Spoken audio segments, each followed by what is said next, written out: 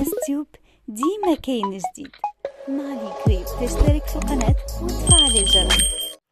إذا حذرت مصالح الأرصاد الجوية اليوم الاثنين في نشرية خاصة من استمرار تساقط أمطار رعدية معتبرة محلية، كما تكون مرفوقة بتساقط لحبات البرد، حيث ستتراوح بين 20 و 40 ملم محليا، وهذا إلى غاية منتصف نهار اليوم. وذكرت النشرية ذاتها أن الولايات المعنية بالأمطار هي كل من تيبازا الجزائر العاصمة، البليدة، المدية، إضافة إلى بومرداس، تيزي وزو، البويرة، وبرج باريريج.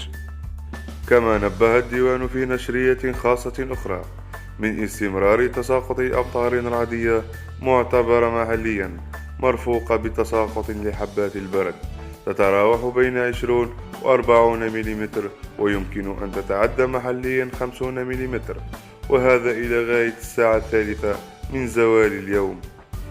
أما الولايات المعنية بالأمطار فهي كل من بجاية، جيجل، سكيكدا، عنابة، الطارق، سوق هراس، قالمة، قسنطينة، ميلا، وسطيف.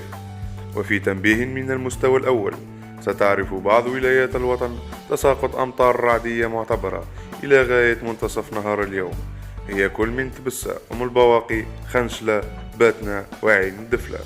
في حين نبهت الأرصاد الجوية من هبوب رياح قوية بداية من الساعة 9 من صبيحة اليوم إلى غاية الساعة 6 مساء على كل من الوادي ورقلة وإليزي، والله أعلم. شكرا على كرم المتابعة والإصغاء، إلى اللقاء.